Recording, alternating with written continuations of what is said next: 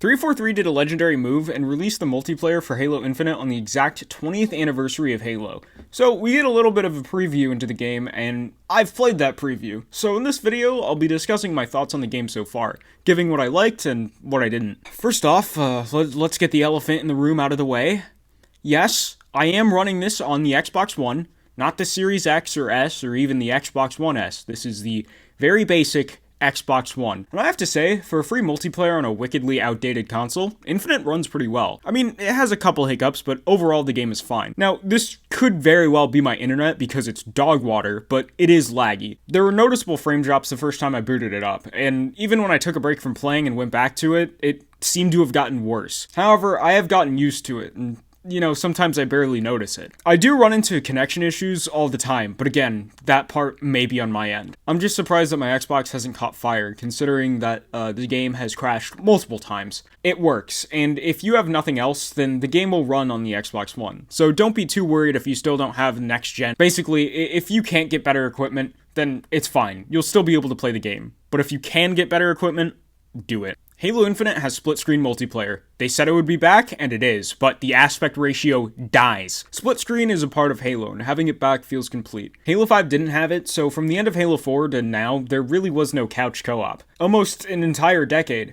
Being able to play with my brother and cousin is honestly half the experience, and we found ways to break this game very fast, and also break the spirits of other people in Oddball. Halo 5 never felt like a game you could just throw on and mess around with, and it's good that you could do that with Infinite. Split screen also means that you're able to still do stuff even without other people. I can't tell you the amount of hours I've spent exploiting Halo games with an extra controller. You could make your own Mythbusters if you really wanted to.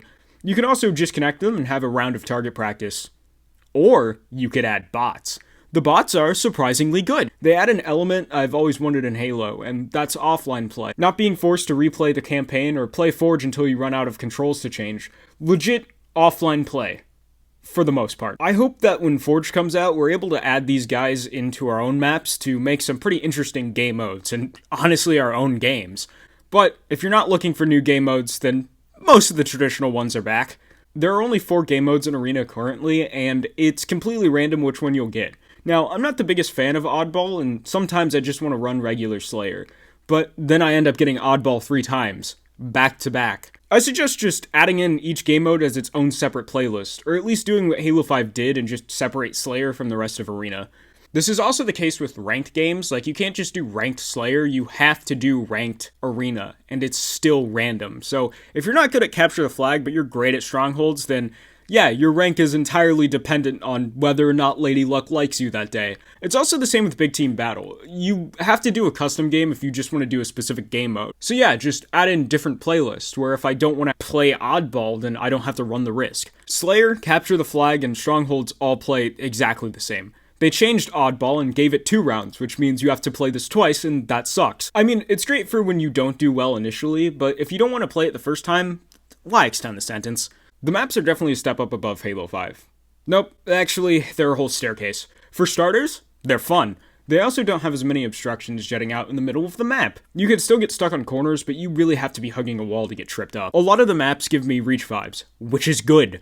Some aspects are still designed around the movement mechanics like clamber, however it's not as bad as Halo 5. You could still traverse the map just as much without it. Think of it as a shortcut in Mario Kart. You'll still get to the other side of the turn, but with Clamber, you just get there slightly faster. The maps are split between categories, as per usual. You have Arena, Big Team Battle, and Launch Site. To start with the Arena maps, they aren't as overwhelming like in Halo 5. They give you breathing room. On some maps in Halo 5, you weren't able to go anywhere because someone could just hit you from across the entire map. Honestly, this part on Truth, you could just climb up here and basically everyone is always visible. The Halo Infinite maps feel familiar, yet at the same time they feel new and fresh. They're also unique in ways which keeps the gameplay feeling fresh too, but makes it easy to get used to. Another thing I like is how some maps are mirrors and others have something different in every part. It works with the game modes. Oddball and Streets and Oddball and Bazaar are 2 completely different experiences. Plus, this also gives range to the equipment and how you use them on the map. Overall, the Arena maps are just a huge improvement from what they were. The Big Team Battle maps exist. I'm glad they finally made some maps of their own and that this game mode is in the game, like, officially. I personally didn't like how a lot of Halo 5's maps were community maps, because you could never get used to them, as a lot of them would just show up randomly. I honestly don't have much to say on the maps because they're all very well made and standard, if that makes sense. The maps aren't warranting of a huge rant, or me dissecting every pixel of the ground to tell you why this is humanity's greatest gift. Maybe in the future, I'll return to this game and look at them more in depth, but as of now, in a quick overview, they're all pretty good and function as Halo maps. Nothing gets in the way, and nothing to leave you too open for the other players. They all make for a decent time. Except Launch Site. This map is so weird. It's too big for Slayer and too awkwardly designed for big team battle. I've only ever played 2 game modes on it, at least online. The first being Slayer, and it just doesn't feel complete. It's way too easy to hold parts of the map, and that just makes it unfun. And then there's One Flag, which is a game mode that only works on paper. The Warthog is just a win card, and the way the map is designed, you only have one way to intercept the flag carrier, unless you Spider-Verse your way past the gravity cannon. The map is slowly growing on me, but there really is no benefit to playing any of the game modes on it, and I can only imagine how bad Oddball is. Look, I've been having trouble formulating my thoughts on the weapons, and it's because I don't think the sandbox is that great. I, at least, never see myself picking up a lot of the weapons in a match. I just find some of them boring, mainly due to the fact that a lot overlap. For example, why would I use a Disruptor when a Mangler is more efficient? And even then, a Mangler is just a worse Bulldog, which is just a slightly more reliable Heatwave. Honestly, how are these weapons different? Too many of the new weapons don't feel like they fulfill a real purpose, especially when the base weapons can now stand on their own. It's not worth going for a power weapon because the battle rifle just dominates. Plus, the BR is the only weapon you have in ranked, so if you play competitively, then there is no point. A lot of the new gimmicks for the weapons don't feel like they're significant enough for me to sacrifice one of my 2 weapon slots for them. Halo has always been about weapon management, and I don't feel like I can manage to get the edge on an opponent with a gun that virtually has no difference from what they picked up. A couple weapons that get the pleasure of being complained about longer: the Bulldog. It's not a shotgun. The Bulldog should have been in addition to another shotgun that actually does the job, not the only one that's there. It's weird because it's fun to use, but sometimes it doesn't feel worth using. It's just so awkward. The Needler. Not much to say, except it doesn't sound like the Needler. I know that a lot of the changes were for balance, so I won't be like, it doesn't super combine as fast, but something about it doesn't feel complete, if that makes sense. Very similar to the Bulldog, it just feels odd. It feels like it's a shadow of what it used to be. The Sidekick is not it. Don't get me wrong, it is a good weapon and it's worthy of being in the game, but it doesn't have enough to be the pistol. It's no Magnum. I often find myself using it in tandem with the AR. It doesn't feel like it's enough. And that feeling is amplified when you grab a BR or even Commando. I know that the pistol isn't supposed to dominate, but I want to feel a little bit more confident when I use it. And finally, you can also see that the Ravager has a blade at the front of it, so you could probably one-hit melee certain enemies. You can't. Wanda gun. What? Wanda gun. This thing is terrible. This is not an exaggeration. It is literally the worst gun I have ever used in a Halo game, and that is including the mobile games. It's just so inconsistent and bad. Wanda gun used to be so good. It used to one-shot, but then they nerfed it to nothing. If you pick this thing up, it's definitely going to put you in a situational comedy. The only matter it's rewriting is your score to a lower number. Hitboxes? Don't exist. It's an illusion. The secondary charge shot, there's no reason to use it. It takes too long to charge and too long to cool down. You have to switch to another weapon just to get a kill. 343. Please, just buff Wanda gun. It's worse than the Sidekick.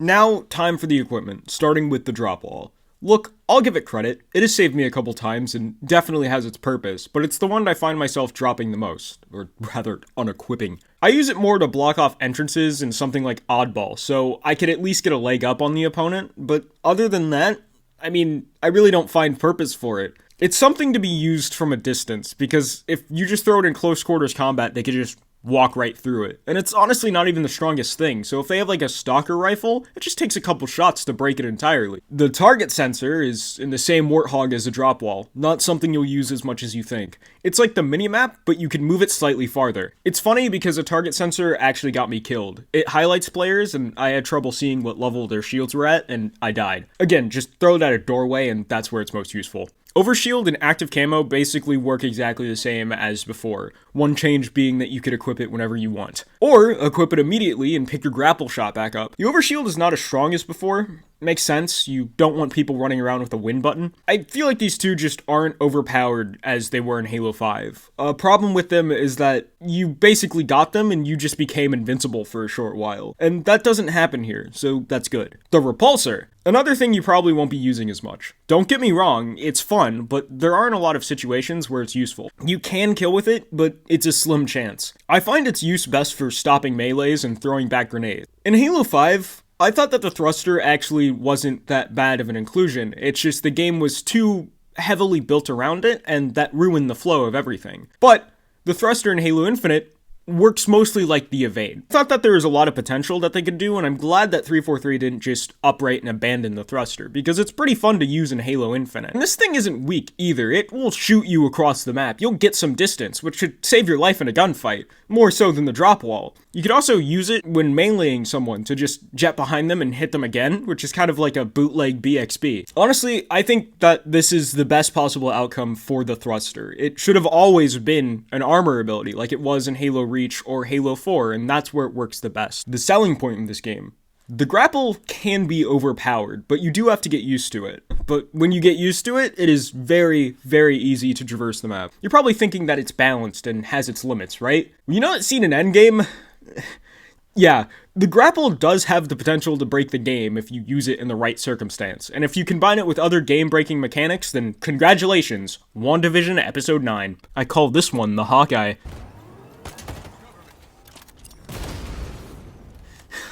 How lucky I am. Look at this. The max grapples you could carry is 5, but that's still double what you need to do some Andrew Garfield crap. Oh, and if you watched my Q&A video, then you probably saw the part where I said that I wanted to do the thing from The Mandalorian, and, well, you can. And when you grapple an opponent, you don't have to melee. The game does it automatically, as long as you actually stick to them. And if their shields are low enough, then they're dead as soon as it hits them. And I know that this next bit is a little bit irrelevant, but while me and my brother were testing the limits of the grapple, I discovered that you can in fact skewer grenades out of the air. Now time for some miscellaneous stuff that really didn't fit into the other categories that I'm just throwing in here. Next, the banhammer. I don't think anyone is ever like this. It punishes you for not wanting to waste your time. By wasting your time. The banhammer alone is already a problem, but what makes it worse is that you could get it by being disconnected. Here's a screen you guys hopefully never saw before. Yeah, it bans you from all game modes, by the way, even bots. Get rid of the banhammer. Some people just need to leave or don't want to go 50 to 21. And especially remove the ability to get it after being disconnected, it makes absolutely no sense. Next, I just want to discuss briefly the personal AI. The best personal AI is Butler. No, I haven't used the others. No, I won't use the others. Butler reminds me of Vision, so I made him pink like Wanda, and it really comes through when he says kebab. I like the addition of the personal AI, because sometimes you're not doing well in a game, and then Butler just shows up and he's like, "You're doing great, Spartan," and it gives you that extra boost to go 50 and 25 instead of 50 and 10. Now the thing that we've all been dreading, this game has a premium pass. No. Oh, what's that? You want cool armor? Too bad. You want the color red? Too bad. Unless you buy the premium pass, you don't get squat when it comes to armor customization. You know, the game's selling point. The most I've gotten thus far is a new visor color. I know it's an open beta, and it's a free multiplayer, but I don't have all the time in the world to sit here and grind out one fraction of my armor every 20 games just so I don't look like bootleg Agatha Harkness. Also, Face Clan. I have an idea for armor customization. Lock it behind something cool like Vidmaster or Hayabusa. The thing about Halo's Battle Pass, which is not a sentence I can believe I just said. The thing about it is that you only have to buy it once. Thanks? I just hope that they make it worth your while to actually play online and unlock stuff when you don't have the premium pass, because sometimes you just don't want to pay $10 for the color red. I would also get rid of the credit system, because then that just makes everything worse. Then you have to pay like $20 to get like new armor pieces, and then it just makes the premium pass worse overall, because then even if you get it, you still won't get everything, and that's just ridiculous. I think that the Halo Reach credit system, and even the Halo 4 credit system, which ironically was made by 343, is infinitely better than Halo Infinite's Premium Pass. That basically covers all my thoughts on Halo Infinite's beta. I really don't have much to say. Overall, I think that Halo Infinite is looking pretty good, and if we could do as much in the campaign that we could do in the multiplayer, then the game is on a good track. I've been having fun with Halo Infinite, and this is definitely going to be a return for the game. Just fix the battle pass, buff Wanda Gun, and get this man a weapon.